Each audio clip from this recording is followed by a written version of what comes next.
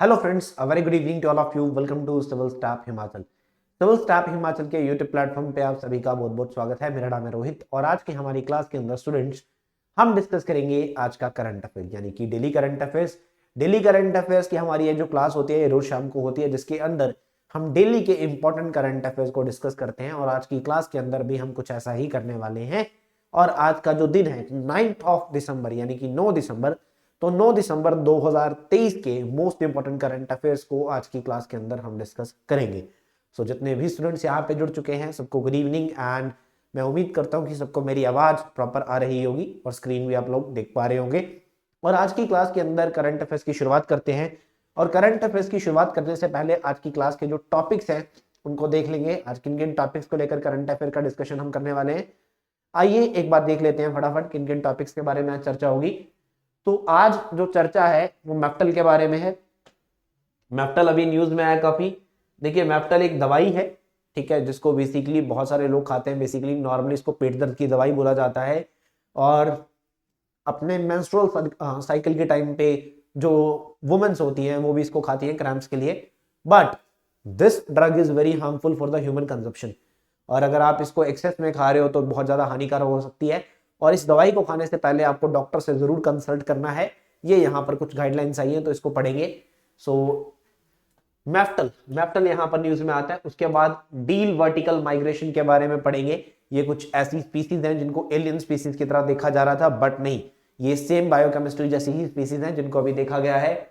उसके बाद policies and programmes में मेरा गांव मेरी धरोहर के बारे में पढ़ेंगे। और उसके बाद हम पढ़ेंगे बेल्ट एंड रोड इनिशिएटिव, क्योंकि हम सब जानते हैं कि बेल्ट एंड रोड इनिशिएटिव से इटली ने हाल ही में क्विट कर दिया है।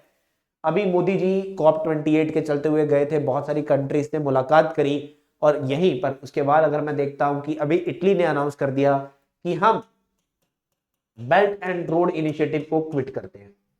इसके बाद साइंस एंड टेक में दुनिया का 4th जनरेशन न्यूक्लियर रिएक्टर के बारे में पढ़ेंगे, जो कि चाइना के द्वारा इंट्रोड्यूस किया गया है। इसको अभी स्टडी करेंगे। उसके बाद प्रधानमंत्री उच्चतर शिक्षा अभियान के बारे में पढ़ेंगे। प्रधानमंत्री उच्चतर शिक्षा अभियान, हाल ही में हमारे देश के जो शिक्षा मंत्री हैं, एजुकेशन मिनिस्टर धर्मेंद्र प्रधान जी, इन्होंने ओडिशा की सरकार को एक चिट्ठी भेजी है कि आप अपने राज्य के अंदर प्रधानमंत्री उच्चतर शिक्षा अभियान को लागू करें। उसके बाद पशुपतिनाथ मंदिर की बात करेंगे। पशुपतिनाथ मंदिर नेपाल में पड़ता है। अभी यहां पर एक इवेंट ऑर्गेनाइज किया जा रहा है जिसके चलते हुए मीट शराब के ऊपर पूरा बैन रहने वाला है। सो इसलिए न्यूज में आता है। उसके बाद इंटरनेशनल एंटी करप्शन डे की बात करेंगे, जो कि 9 दिसंबर को ऑब्जर्व किया जाता है और इसको अभी हम डिटेल में पढ़ेंगे। उसके बाद इबू वोल्केनो की बात करेंगे। सो ये स्टूडेंट्स आज की हमारे करंट अफेयर्स की क्लास के टॉपिक्स हैं। इन टॉपिक्स को लेकर हम डिटेल में डिस्कशन करेंगे आगे बढ़ते हुए फर्दर। आइए बढ़ते हैं, शुरुआत करते हैं करंट अफेयर्स की क्लास की और हमारे इन टॉपिक्स को हम डिटेल में पढ़ना शुरू करते हैं। तो सबसे पहले इंडियन फार्माकोपिया कमीशन जो है, क्लियर, इसने क्या किया, फार्माकोपिया कमीशन जो है इसने एक अलर्ट जारी कर दिया है। किसको लेकर? मैफ्टल के रिएक्शंस को लेकर, कि मैफ्टल जो है ये एक पेन किलर के तौर पर इस्तेमाल की जाती है, बट इसके जो रिएक्शंस बॉडी के ऊपर होते हैं इसको भी आपको ध्यान में रखना है। तो मैफ्टल को लेकर ये गाइडलाइंस यहां पर आती है। देखिए, मैफ्टल्स में मेफेनेमिक एसिड होता है 250 mg का मेफेनेमिक एसिड इसमें पाया जाता है। और ये मेफेनेमिक एसिड जो होता है 250 mg तक, तो इससे बहुत सारी कॉम्प्लिकेशन हमें देखने को मिलती है। क्लियर? सो इसकी साइड इफेक्ट्स बहुत ज्यादा है, इसके बारे में चर्चा करेंगे। तो इंडियन फार्माकोपिया कमीशन जो है इसने एक अलर्ट जारी किया मैफ्टल को लेकर। और ये बोला गया कि जो पेशेंट्स है जो इस दवाई को खा रहे हैं, आप इस दवाई को डॉक्टर से कंसल्ट करने के बाद ही खाएं, क्योंकि इसमें मेफेनेमिक एसिड होता है जिससे एक एडवर्स रिएक्शन बॉडी में हो सकती है और डिसीज हो सकता है जिसको कहते हैं ड्रेस सिंड्रोम। बेसिकली मैफ्टल का इस्तेमाल मेंस्ट्रुअल क्रैम्प्स के लिए किया जाता है, रेमेटॉइड आर्थरीज के लिए किया जाता है। और इसका जो बेसिकली मैफ्टल का जो प्राइमरी हमारे पास कॉन्स्टिट्यूट होता है वो मेफेनेमिक एसिड होता है, जो कि यहाँ पर एक एजेंट होता है जो कि काम करता है मसल पेन को रिलीफ देने का, मसल पेन को और जॉइंट पेन को रिलीफ देने का काम करता है। इसके साथ साथ इसके अंदर सोर थ्रॉट्स, नर्व पेन और मसल जैसी भी बेसिकली एफिशिएंसीज होती हैं। और इसके बाद अगर मैं बात करता हूं ड्रेस सिंड्रोम की, तो ड्रेस का मतलब क्या होता है? Drug rash with eosinophilia and systematic symptoms, ये है ड्रेस डिसीज। तो ये जो ड्रेस सिंड्रोम है ये एक यूनिक और सिवियर इडियोसिंक्रेटिक रिस्पॉन्स होता है एक मेडिकेशन को लेकर। और अगर मैं बात करता हूं ऐसी मेडिकेशंस जैसे कि एमेस्केविर, एलोपुरिनॉल और लेमोट्रिजीन, इन सब को लेकर ये यहाँ पर जारी किया जाता है। सो अगर मैं बात करता हूं यहाँ पर इस डिसीज को लेकर, डिसीज में बहुत सारी और भी सिम्टम्स हमें देखने को मिलते हैं, फीवर, स्किन रैश, ठीक है, और लिम्फाडेनोपैथी, ये सब यहाँ पर देखने को मिलेगा। और एक लाइफ थ्रेटनिंग रिस्क यहाँ पर निकलती है जिसमें 10% के चांसेस, 10% के आसपास के चांसेस होते हैं मोर्टेलिटी रेट के, यानी कि मृत्यु दर के। और इंडियन फार्माकोपिया कमीशन की अगर मैं बात करता हूं, ये एक ऑटोनोमस इंस्टीट्यूशन है under the ministry of health and family welfare. इसका बेसिक फंक्शन जो है वो ये है कि हमें स्टैंडर्ड्स जो है ड्रग्स के, उनको कॉमनली यहाँ पर मेंटेन करना है, जैसे कि ट्रीटमेंट के लिए जिन दवाइयों की जरूरत पड़ती है उस दवाइयों के लिए प्रॉपर स्टैंडर्ड्स को सेट करना, ये इसका मेनली वर्क्स है। और ये आईपी रेफरेंस सब्सटेंसेस भी प्रोवाइड करवाता है जो कि एक फिंगरप्रिंट के तौर पर वर्क करते हैं for the identification of an article under a test and its purity that prescribed for it. चलिए आगे बढ़ते हैं, यहां पर बात करेंगे डील वर्टिकल माइग्रेशन की। वर्टिकल माइग्रेशन की बात यहां पर करते हैं। और vertical migration, deal vertical migration क्या होती है? तो देखिए पानी के अंदर डीप ओशन में पाए जाने वाले प्रजातियों में अगर बात करते हैं तो ऐसे में एक प्रजाति आती है डील वर्टिकल माइग्रेशन। अब पहले तो ये लगता था कि इसके नाम से कि ये कोई एलियन स्पीसीज हो सकती है, बट ये एलियन स्पीसीज नहीं है, सेम ही बायोकेमिस्ट्री के अंदर पाई जाती है, वैसी बायोकेमिस्ट्री जो अदर एनिमल्स में देखने को मिलती है। और basically the need for the food and to avoid predators, deep sea marine animals में होते हैं जैसे कि टिनी फ्री फ्लोटिंग जूप्लैंक्टन्स, ये सरफेस तक चले जाते हैं रात को अपना भोजन ढूंढते ढूंढते।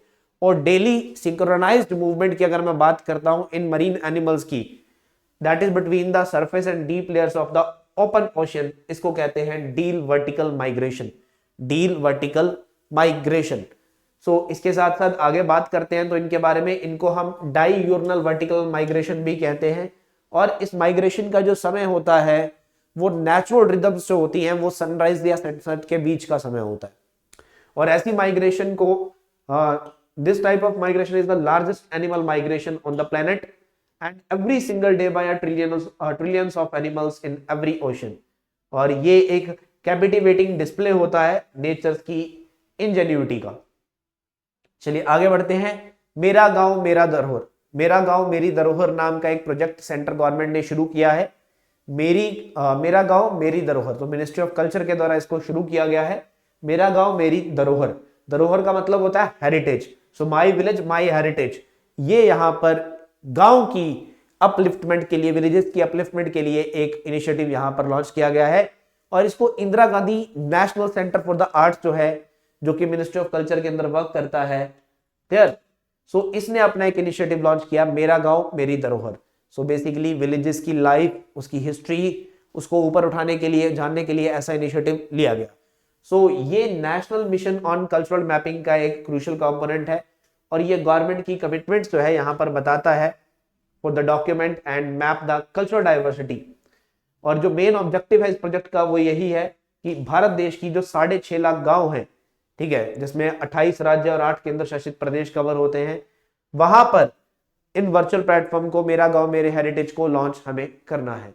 और मेरा गांव मेरी हेरिटेज के चलते हुए जो लोग हैं इनको एक अपॉर्चुनिटी भी मिलेगी कि ये भारत देश की डाइवर्स कल्चर को और कल्चरल हेरिटेज को जान पाएंगे। इस मेन मकसद के साथ ये इनिशिएटिव जो है आगे बढ़ाया जा रहा है। अब इसके अंदर इसको मेरा गांव मेरी हेरिटेज नाम का ये जो इनिशिएटिव है, इसको 7 ब्रॉड कैटेगरीज में आगे बांटा जा रहा है। 7 ब्रॉड कैटेगरीज कौन कौन सी हैं? सबसे पहले आर्ट एंड क्राफ्ट्स विलेजेस, उसके बाद इकोलॉजिकली ओरिएंटेड विलेज, उसके बाद scholastic village that linked with the textual and the scriptural traditions of India, उसके बाद epic village that linked with Ramayana, Mahabharata, Puranic legends and oral epics. इसके साथ साथ हिस्टोरिकल विलेज जो होते हैं, जो कि लोकल और नेशनल हिस्ट्री के साथ लिंक्ड है। और इसके साथ साथ आर्किटेक्चुरल हेरिटेज विलेज जो है, और कोई भी बाकी के कैरेक्टर्स, एनी अदर कैरेक्टरिस्टिक्स जो जिसको हाईलाइटिंग की जरूरत पड़ती है, जैसे कि फिशिंग विलेज हो गया, हॉर्टिकल्चर विलेज हो गया, शेप राइडिंग विलेज हो गया, ये सब यहाँ पर कवर हो जाता है। क्लियर। और यहाँ पर Indira Gandhi National Centre for the arts की अगर मैं बात करता हूँ, ये एक ऐसा नेशनल इंस्टीट्यूशन है जो कि यहाँ पर नॉलेज एडवांसमेंट के लिए वर्क करता है आर्ट एंड कल्चर के अंदर। क्लियर। और यही हमारा Indira Gandhi National Centre for arts जो है, इसकी एस्टेब्लिशमेंट 1987 में हुई थी under the ministry of culture. Under the ministry of culture इसको बनाया गया था।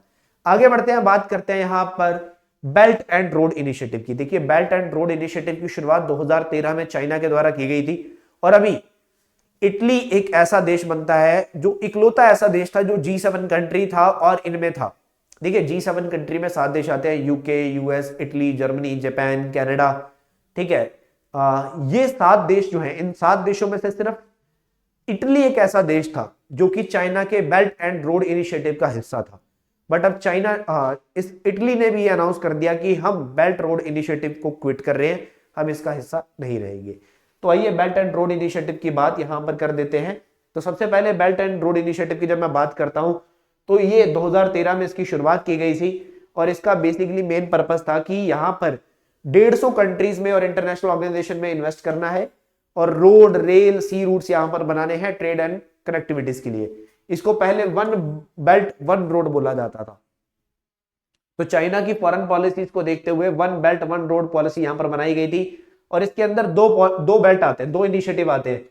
एक तो है सिल्क रोड इकोनॉमिक बेल्ट, ये है सिल्क रोड इकोनॉमिक बेल्ट। ये यहां पर आप देखेंगे जियान से लेकर, ये क्या है, ये सिल्क रोड इकोनॉमिक बेल्ट है जिसको यहां पर बनाया गया।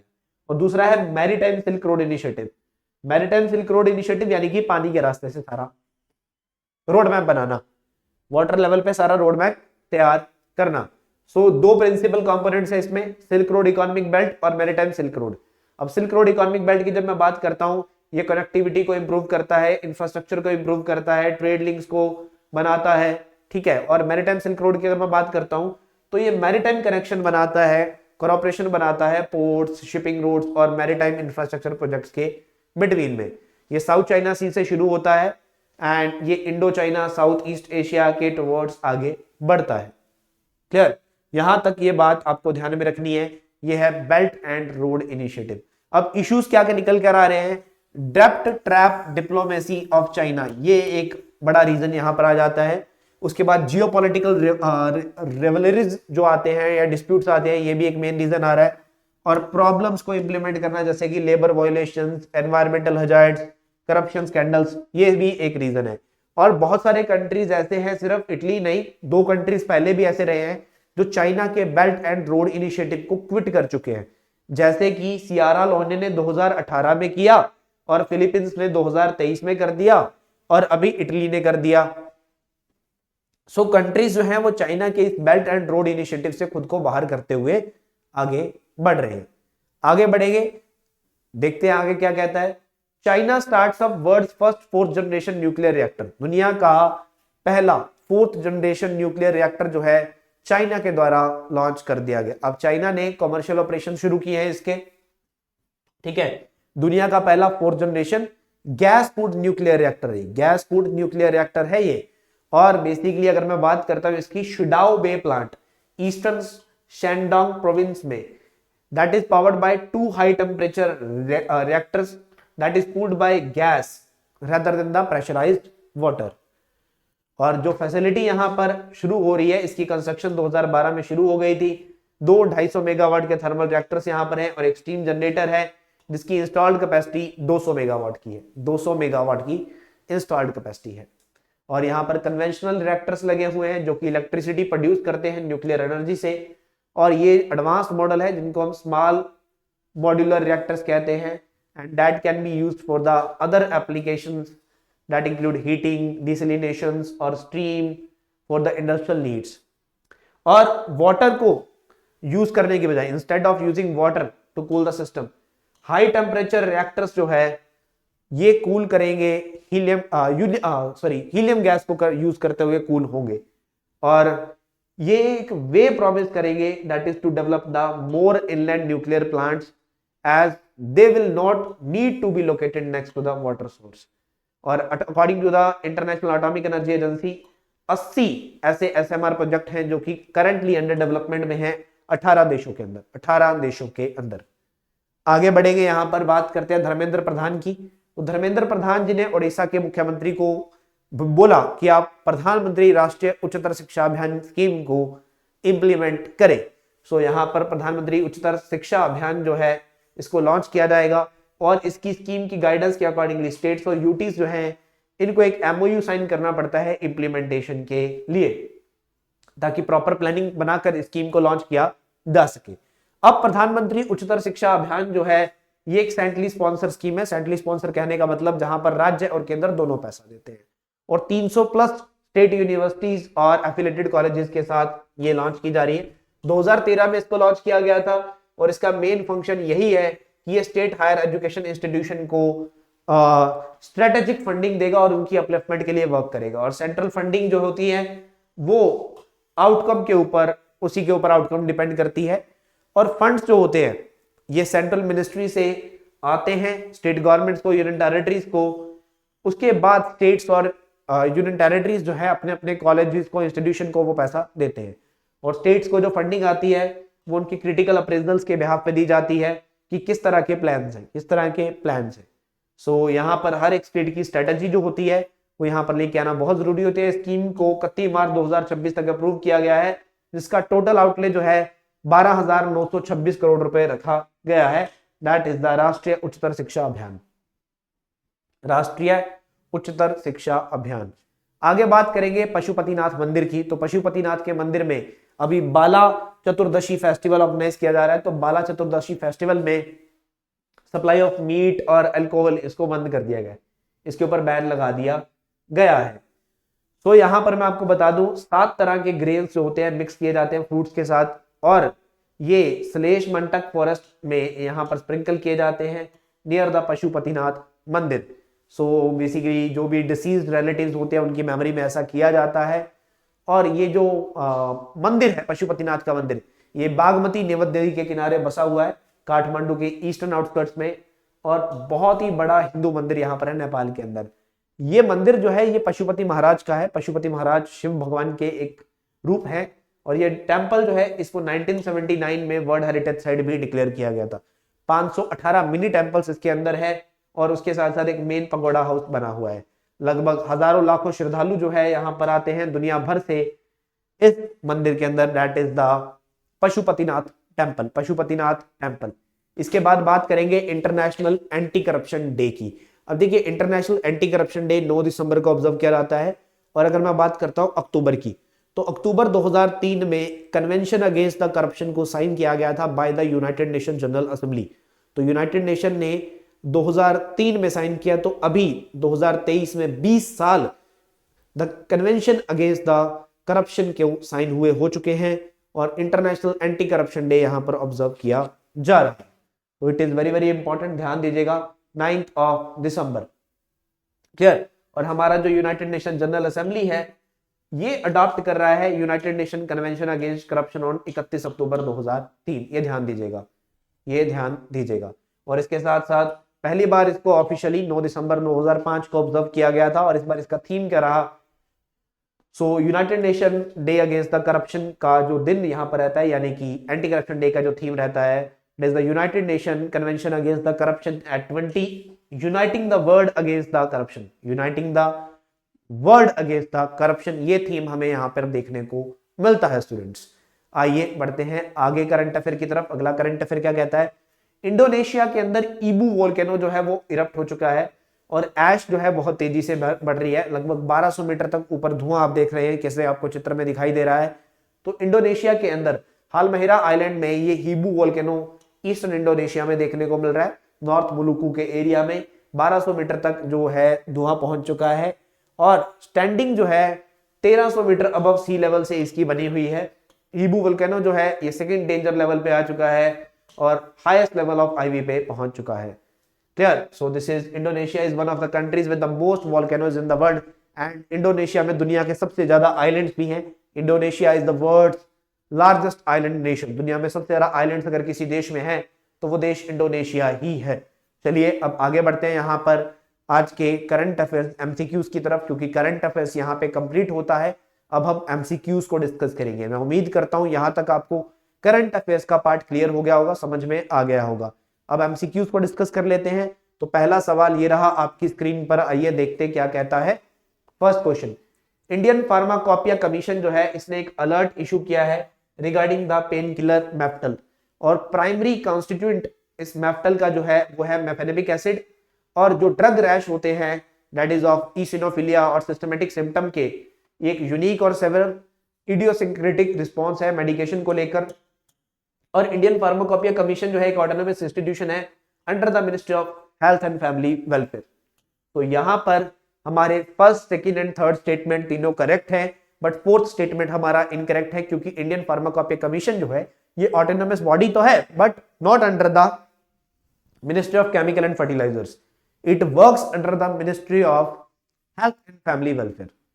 सो फर्स्ट, सेकंड एंड थ्री यहां पर करेक्ट हो जाएगा, ऑप्शन बी, ऑप्शन बी।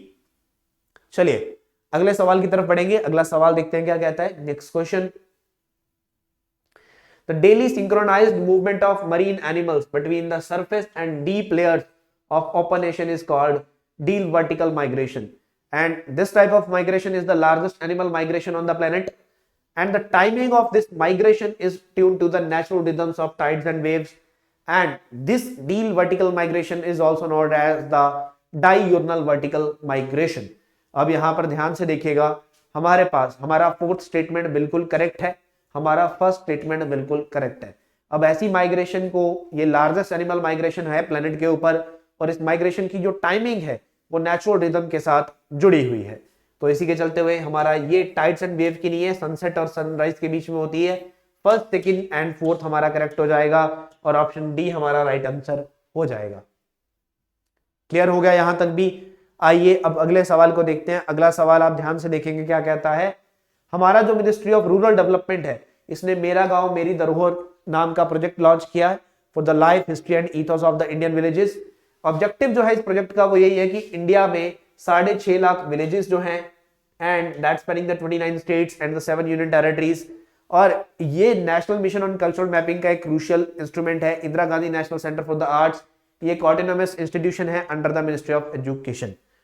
सो यहां पर ये थोड़ा सा, एक में 28 राज्य है और 8 स्टेट्स यहां पर कर देता, 8 यूनिटीज यहां पे कर देता हूं, ये एक टाइपिंग एरर निकल कर आता है, ठीक है। और यहां पर अगर आप ध्यान से देखेंगे, यहां पर हमें बताना है क्या, इनकरेक्ट वाला, इनकरेक्ट वाला आंसर करना है हमें। अब इनकरेक्ट वाला जब मैं बताने पे आऊंगा तो आप देखेंगे फर्स्ट स्टेटमेंट सही था, सेकंड गलत है, क्योंकि 6.5 लाख दे दिया गया और यूटीज और स्टेट भी गलत दे दिया गया, ये गलत हो जाएगा और ये भी गलत हो जाएगा, थर्ड वाला भी, ठीक है। Fourth one is are correct. तो यहां पर third and second and third is correct, incorrect. So option B हमारा राइट आंसर हो जाएगा, ऑप्शन बी हमारा राइट आंसर हो जाएगा। चलिए नेक्स्ट क्वेश्चन की तरफ मूव ऑन करते हैं। अगला सवाल क्या कहता है। इटली ने रिसेंटली चाइना के बेल्ट एंड रोड इनिशिएटिव को क्विट किया, और इटली और जर्मनी ने बेल्ट रोड इनिशिएटिव को 2019 में ज्वाइन किया था। अब ये यहां पर बताया जा रहा है। अब चाइना का जो बेल्ट एंड रोड इनिशिएटिव है, इसके लिए पहला स्टेटमेंट हमारा करेक्ट है और इसी से हमारा आंसर हो जाएगा, क्योंकि जर्मनी ने तो बेल्ट रोड इनिशिएटिव को ज्वाइन ही नहीं किया। इकलौता ही G7 कंट्री इसमें कोई था तो वो था इटली, और जर्मनी जो है वो G7 कंट्री का हिस्सा है।